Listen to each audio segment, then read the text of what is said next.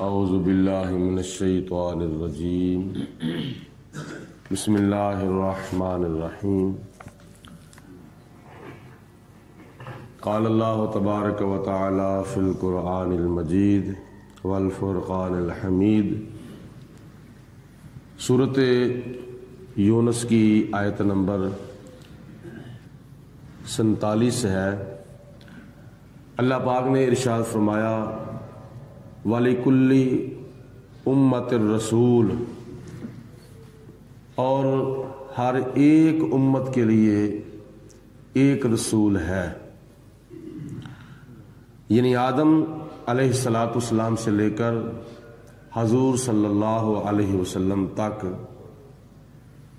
ہر نبی ایک قوم کا نبی ہے، ہر رسول ایک امت کا رسول ہے۔ فَإِذَا جَاءَ رَسُولُهُمْ، جب ان کے رسول تشریف لائے یا لائیں گے، قُضِيَ بَيْنَهُمْ بِالْقِسْطِ، تو ان کے درمیان عدل کے ساتھ فیصلہ کر دیا گیا یا کر دیا جائے گا۔ اس میں دو احتمال پائے جاتے ہیں، دو اشارے ہیں۔ مفسرین فرماتے ہیں کہ ایک اشارہ دنیا کی طرف ہے اور ایک اشارہ آخرت کی طرف ہے۔ دنیا کی طرف اشارہ ایسے ہے کہ حضرت آدم علیہ السلام سے لے کر حضور علیہ السلام تک اللہ تعالیٰ نے اپنے نبیوں کو، اپنے رسولوں کو دنیا کے اندر بھیجا۔ جس قوم کے رسول جس قوم کی طرف گئے تھے تو ان کے درمیان فیصلہ کر دیا گیا۔ مطلب یہ کہ کچھ لوگوں نے اللہ کے پیارے رسول کو مانا اور کچھ لوگوں نے اللہ کے پیارے رسول کو نہ مانا۔ مثلا حضرت نوح علیہ السلام تشریف لائے تو انہوں نے آ کر اللہ پاک کی توحید کا اعلان کیا، خدا کا پیغام پہنچایا اور اپنی نبوت کا اعلان کیا، تو 90 آدمیوں نے حضرت نوح علیہ السلام کا کلمہ پڑھا، باقی ساری قوم نے انکار کر دیا۔ تو اللہ پاک نے پھر فیصلہ کر دیا، اللہ پاک نے پھر فیصلہ اپنا عذاب بھیج کر کیا۔ جنہوں نے مانا تھا وہ بچ گئے اور جنہوں نے انکار کیا تھا وہ تباہ برباد ہو گئے، طوفان کی نظر ہو گئے۔ یہ دنیا کے اندر ان کا فیصلہ ہے۔ فَإِذَا جَاءَ رَسُولُهُمْ، جب ان کے رسول ان کے پاس آ گئے، قُضِيَ بَيْنَهُمْ بِالْقِسْطِ، تو اللہ پاک نے ان کا فیصلہ کر دیا اور فیصلہ بھی کیا عدل کے ساتھ اور انصاف کے ساتھ۔ وَهُمْ لَا يُظْلَمُونَ، اور ان پر ایک ذرے کے برابر بھی ظلم نہیں کیا گیا تھا، اور یا ان پر ایک ذرے کے برابر بھی ظلم نہیں کیا جائے گا۔ اگر اس کا اشارہ آخرت کی طرف کیا جائے تو مفسرین فرماتے ہیں کہ جب قیامت کا دن ہوگا، محشر کا میدان لگے گا، 1,00,000 نبی رسول اور ان کی امتیں وہاں جمع ہوں گی، تو حضرت نوح علیہ السلام یا آدم علیہ السلام یا لوط علیہ السلام یا ہود علیہ السلام یا صالح علیہ السلام یا شعیب علیہ السلام، ان قوموں کو اللہ تعالیٰ بلائے گا محشر کے میدان میں، آؤ حساب و کتاب دو۔ جب یہ جائیں گے کافر لوگ تو اللہ تعالیٰ ان سے پوچھے گا کہ تم نے کفر کیوں کیا، تم نے شرک کیوں کیا؟ تو وہ آگے سے کہیں گے کہ یا اللہ ہمیں تو پتہ ہی نہیں تھا، ہمیں تو تیری توحید کا پتہ ہی نہیں تھا، ہمیں تو دین کا اسلام کا پتہ ہی نہیں تھا، ہمیں تو کسی بتایا ہی نہیں ہے۔ تو اللہ تعالیٰ پھر اس قوم کے رسول کو بلائے گا، اللہ تعالیٰ اس قوم کے رسول کو بلائے گا۔ جو قوم قیامت والے دن جا کے اللہ پاک کی بارگاہ میں جا کے مکر جائے گی، اس قوم کے رسول کو اللہ تعالیٰ بلائے گا، اے نوح علیہ السلام ادھر آؤ۔ حضرت نوح علیہ السلام جب اللہ کی بارگاہ میں اپنی قوم کے سامنے تشریف لائیں گے تو خدا تعالیٰ فرمایا گیا پیارے نوح علیہ السلام کیا تو نے ان کو میرا پیغام نہیں پہنچایا؟ یا اللہ پہنچایا ہے۔ کیا تو نے ان کو نہیں بتایا کہ خدا ایک ہے؟ یا اللہ بتایا ہے۔ تو ان میں سے کچھ نے مانا ہے، کچھ نے نہیں مانا۔ تو اللہ تعالیٰ فرمائے گا کہ وہ دیکھو جس کو میں نے رسول بنا کر بھیجا تھا وہ تو گواہی دے رہے ہیں کہ میں نے ان کو دین کا، اسلام کا، اللہ تعالیٰ کی توحید کا پیغام پہنچا دیا ہے، آج تم کیسے انکار کر رہے ہو؟ حالانکہ اس وقت گواہیاں اور بھی ہوں گی۔ سب سے بڑا گواہ اللہ پاک ہوگا جو علام الغیوب ہے، جو ہمیں دیکھتا تھا، دیکھتا ہے اور دیکھتا رہے گا کہ ہم کیا کر رہے ہیں۔ خدا تعالیٰ تو 7 پردوں میں بھی دیکھ رہا ہے کہ کون کیا کر رہا ہے۔ خدا تعالیٰ یہ بھی فرما سکتا تھا کہ میں نے سب کچھ تمہیں دیکھا ہے دنیا کے اندر جو تم نے کیا ہے، اور خدا تعالیٰ فرمائے گا جو کچھ دنیا کے اندر انسان نے کیا ہوگا وہ سب کچھ اللہ تعالیٰ قیامت کے دن بتا دے گا۔ یہ بھی ایک بہت بڑی گواہی ہے۔ نمبر 2، یہ ہاتھ پیر جسم کے اعضاء جو ہیں وہ خود بخود بولیں گے کہ یا پروردگار عالم ہمارے ساتھ یہ کام کرتا رہا ہے، یہ کام کرتا رہا ہے، یہ کام کرتا رہا ہے۔ زبان گنگ ہو جائے گی، لبوں کے اوپر مہر سکوت لگ جائے گی، ہاتھ پاؤں بولیں گے۔ یہ بھی ایک بہت بڑی گواہی ہے۔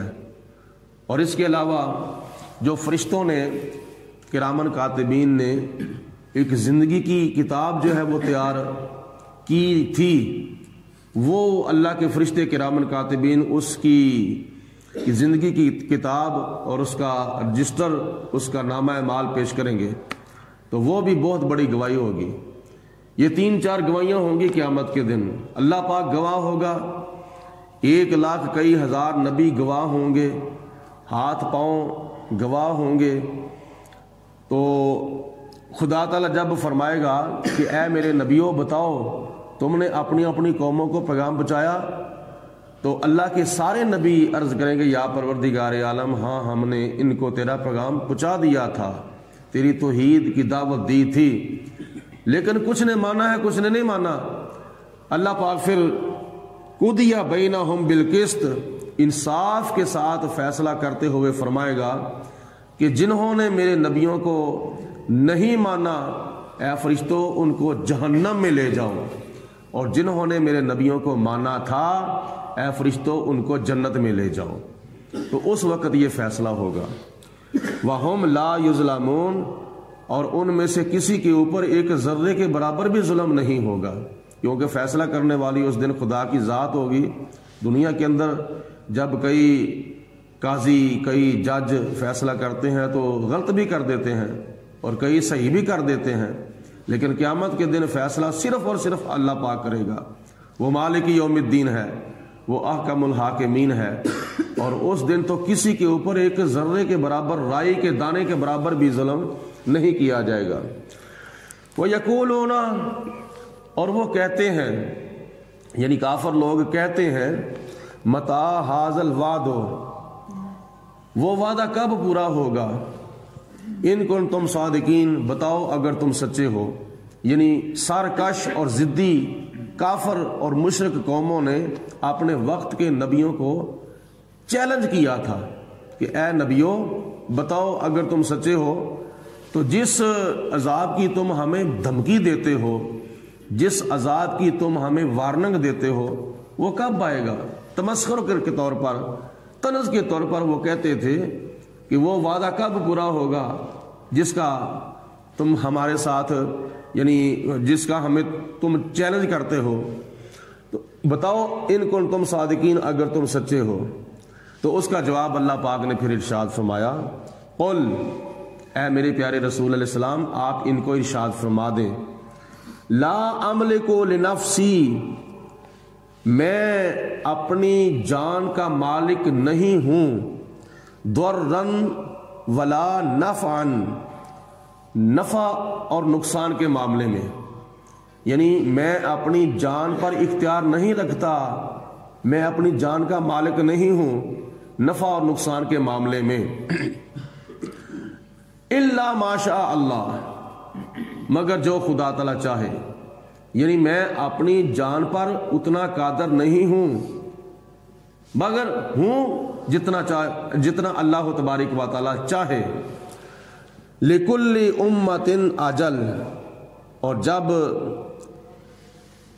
ہر ایک قوم کا آخری وقت جب آ جائے گا، اذا جاء اجلہم فلا یستاخرون، جب ان کا آخری وقت آ جائے گا تو ایک گھڑی نہ پیچھے ہوگی، ساعتن ولا یستقدمون، اور نہ ہی ایک گھڑی آگے ہوگی۔